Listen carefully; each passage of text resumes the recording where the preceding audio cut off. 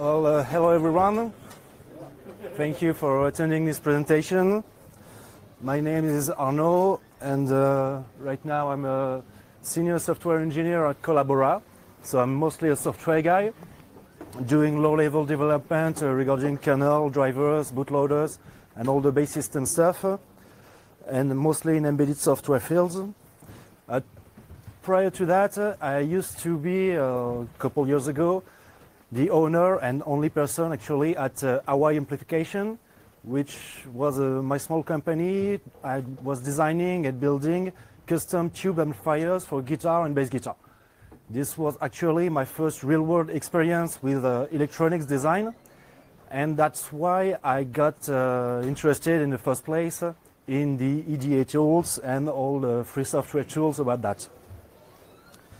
So I will guide you from going from the idea to the prototype using free and open source software and just fixing some little thing here. Sorry about that.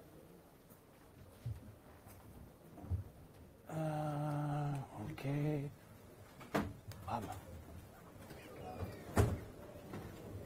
There, should be better. Sorry. So going from the idea to the prototype, so I'll walk you through a sample workflow, which is actually my workflow for designing new electronics device. And I'll show you along the way a few software I use or intend to use or just heard about, which are all free software, of course. So first is testing and validating your idea, getting sure everything will work and should work. Then you have the PCB design itself. And finally, you can build a case for your project using mechanical CAD tools. So for the first part, the first questions you have to ask yourself when you have a new idea, might be innovative or just a new take on all the classical circuits, is can it work? There you're a bit on your own. It's about theory and electronics understanding and the basic rules. So you have first idea. If it can work in theory, the thing is, will it work with how you intend to implement it? And in that case, you have, of course, the calculation you can do, but you have also the simulation tools, which are really important. And I guess there are two main simulation tools available in free software too. There are QX, which is a huge one, and based on, I don't remember the engine name exactly, but it's not Spice. And you have ngSpice, which uses the classical Spice tool for simulation. I don't really have any experience with any of them, because I'm not really using more simulation. But the thing I can see here is that ngSpice will allow you to use one of the many models of Spice devices you can find on the internet. In case you need to use some kind of exotic component, in my case it was electron tubes, which are not really widely used among the electronics community right now. You have tube models for Spice, but you don't have one for QX, I guess. Then you can draft your schematic. So, of course, you can use a full-featured EDA, but you also have the good old paper stuff. Generally, when you start a project, you only draft your schematic on a piece of paper, and it will be awful, but it will be a fast way of putting your idea into something a bit concrete. And there's also a small software that I really like. It's JSkim. It's really aimed more at analog design, and most importantly to me, it includes an electron tubes library. It is a small multi-platform software. It's written in Java, so it can run on Windows, Mac OS, Linux, any BSD you want. And it's, of course, open source software, and it really is appropriate for drafting quickly a schematic without asking yourself too much question about the design rules or the net names or anything like that. Once you have your theoretical idea validated, or at least you think this can work, you have to make a proof of concept. Basically, I like to talk about having a functional proof of concept, that is taking a small piece from your final circuit to check if it will actually work. It might be, for example, reading an analog voltage in a specific way, and this you can do with off-the-shelf modules most of the time. You have modules from Adafruit, SparkFun, Studio, and so on. You can use a breadboard or a prototype shield, just things that are for an ephemeral circuit design. Once you have your proof of concept validated and you're sure at that point that every block from your circuit is going to work as you expect it to, you have to select your components. My advice on that is that you rather use widely available components, not something from an obscure vendor located in, you can find only on 1 or 2 websites, and you don't really know about the future of the availability of these components. They must have available, comprehensive, and correct datasheets. That is paramount. You have to really be able to know how the component will work depending on what are your inputs and the circuit around it. So the datasheets are really something that is fundamental when you select your components. Of course, it has to have sufficient performances. And a small one that is rather really personal, but I really prefer through-hole mounting components. Don't forget that I mostly work with electron tubes, which are big devices, and all the components surrounding the tubes are high voltage capacitors and power resistors. So I'm used to working only with rather big components. Of course, if you're using a microcontroller in a TQFP package, you won't be able to do that. But for someone who has not real experience in soldering, starting with through-hole components is really easier, way easier. So then you have what I call the prototype. It's kind of a general proof of concept. You put all the bits and pieces together, and then you check whether you can make your whole circuit work. It's used to validate the global hardware design and how every piece will interact with each other. You have to make generally lots of trial and error, so pick a modification-friendly platform. I mostly use Vero boards, as they allow me to switch the connections and easily solder and unsolder many components. But again, I'm working with through-hole mounted components.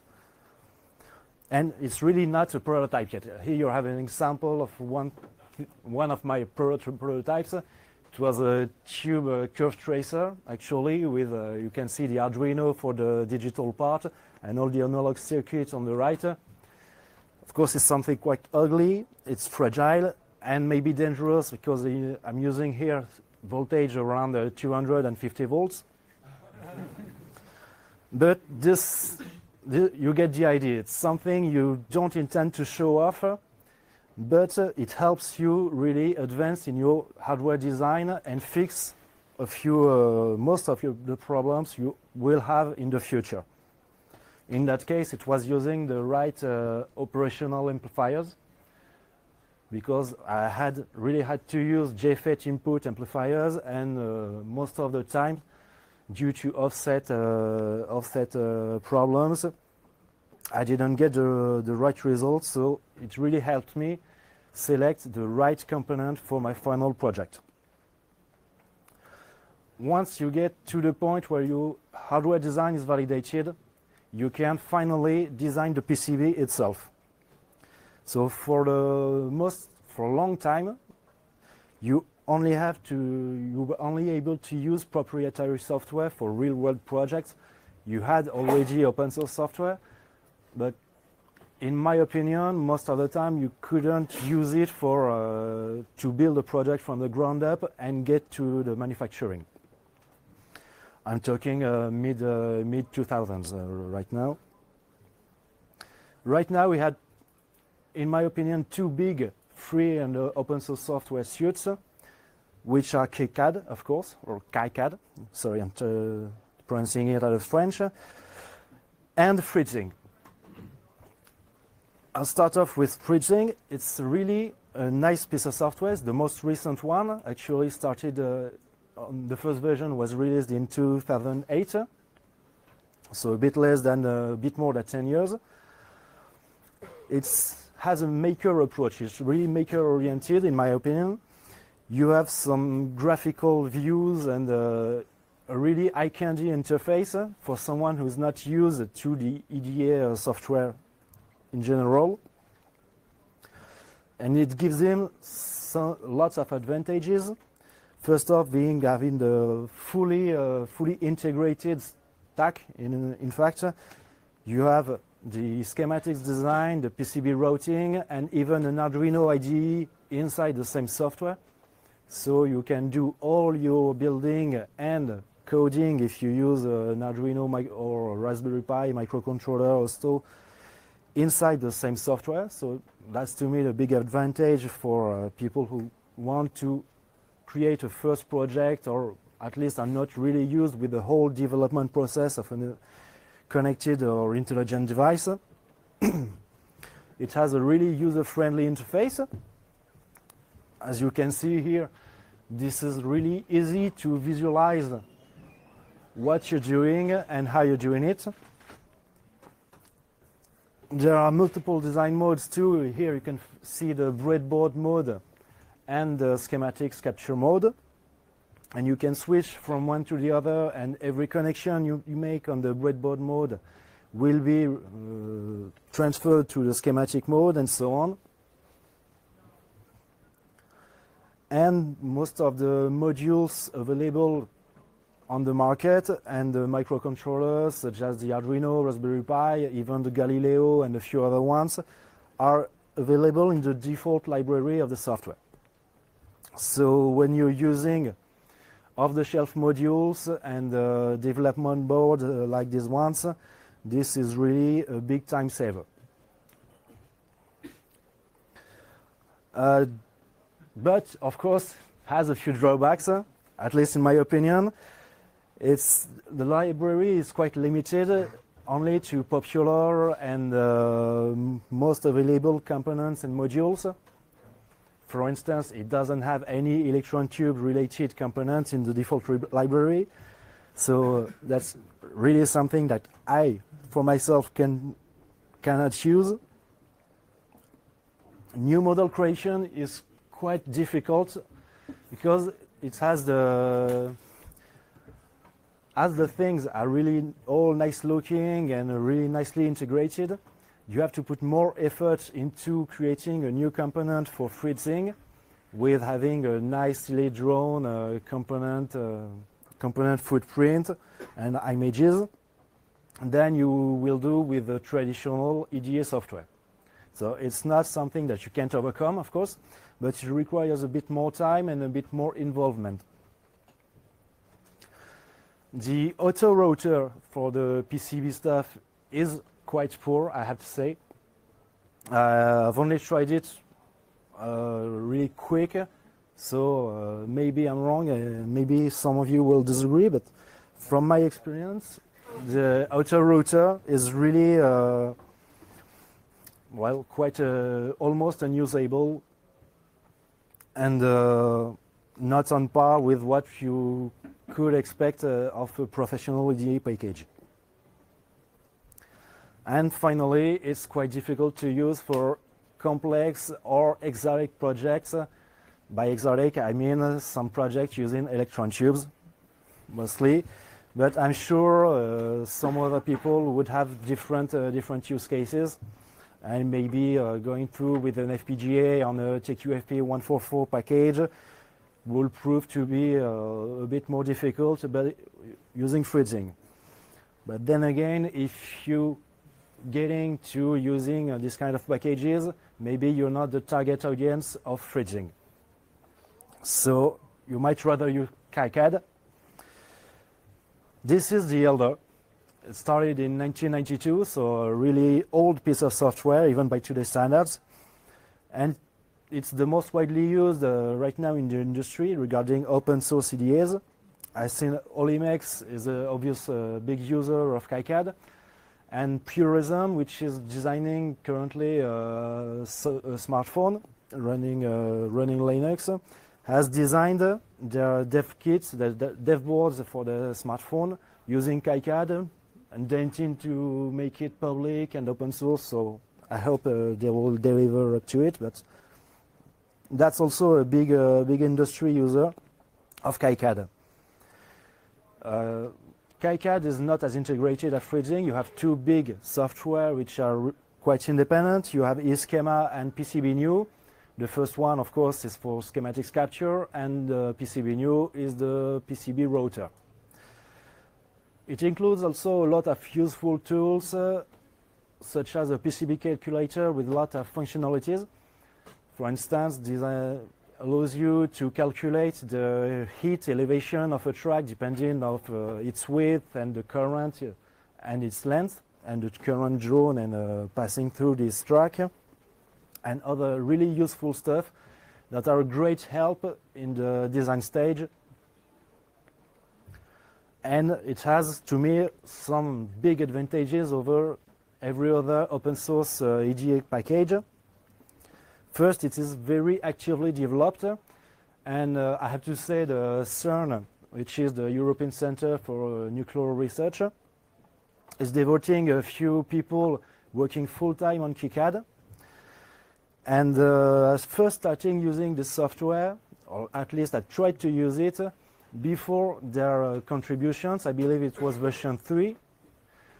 And starting with version 4 and the CERN contributions, we really had the software which make a great leap forward in terms of usability and features, and they really did an amazing job on that, and it keeps getting better. So that's something that's wonderful.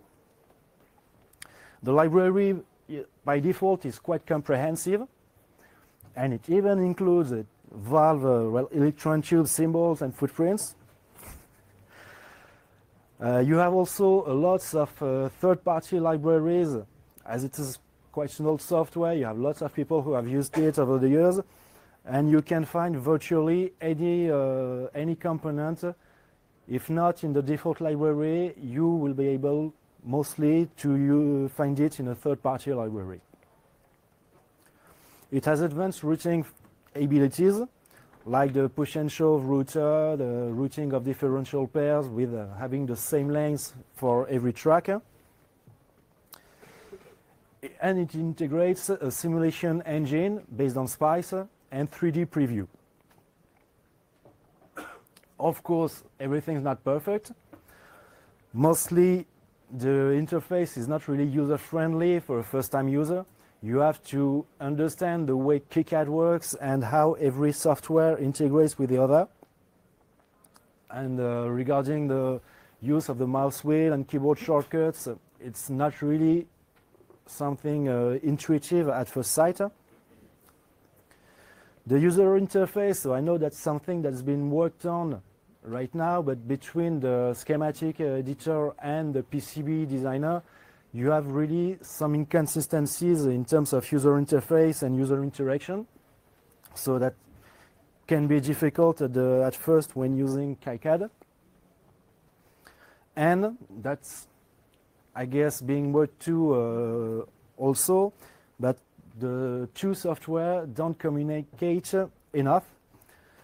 You don't have, for now, when you change a connection in the schematic editor, it's not automatically pulled back in the PCB design. You have to go through the netlist export and import from the PCB new in order to make it to have the change available in the PCB editor. So my advice is that you better use FreeCAD if you had no prior experience with EDA software and electronics design, And then when you get comfortable enough with it and need more features and more advanced capabilities, go on through Kycad. Then you have to manufacture your PCB. You can do it at home, but it needs specific equipment and you need also some space. It requires using some toxic products, so it might be dangerous. And it's also quite difficult, at least when you start, for double-sided boards or when you get thin tracks and really little spacing between tracks. It's quite difficult to have a clean result. So my advice is rather to go through professional manufacturing. You have lots of it now. It's really cheap for small PCBs. You can have 5 by 10 centimeters PCBs. It would cost something like 20 euros for 10 pieces, including the shipping costs.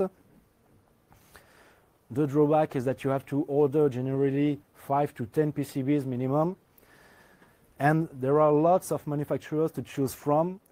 You have a website which is PCB Shopper, which is really nice and compares the prices and delays of every manufacturer, or I think there are every manufacturer, given the size and a few technical requirements for your PCBs. Other useful software, which are Horizon, which has been presented just before. Actually, I didn't know it before I looked at the schedule for this room at FOSDEM, so I really give it a try. And it's more modern EDA. It uses Kycad's router, so I guess you can definitely do something with it. You also have GEDA, which is an old project, but seems to be lagging behind Kycad for quite some time. And something that I found a bit fun is Visolate. It's an old project, no longer maintained, but it allows you to generate G-code for building a PCB from a milling machine. So that's another take on PCB manufacturing, which you can do in your local fab lab. And I think it was interesting to mention. Then I get real quick through the next slides because I'm really light, sorry. So for designing a case, you have some mechanical CAD software available. The first one being LibreCAD. It's some kind of digital drawing board, 2D only, like you may have heard of AutoCAD in the 90s. It's really the free software equivalent right now. Quite useful actually for doing laser cut, like this case, for example. It will be drawn nicely on LibreCAD, but of course you can't do anything which will be 3D printed with it. Then you have OpenCAD. This is mostly, I think, of it as the software developers, mechanical CAD, where you code your shape and have only a 3D preview, but you can't interact with. And finally, there is FreeCAD, which is a more traditional approach and has a parametric 3D modeling. The user interface is more close to the industry standards, and it has a classical workflow, which is you design a sketch in 2D and then through extrusion or rotation get a shape from it. And that's all for me. I don't know, maybe we have time for one question, but I guess we're running really late, so sorry about that.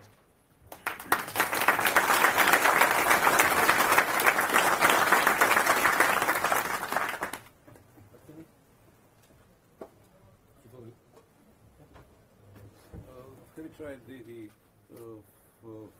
freely distributed version of commercial software like Eagle or OpenCAD? The question was, did I try the freely distributed commercial software?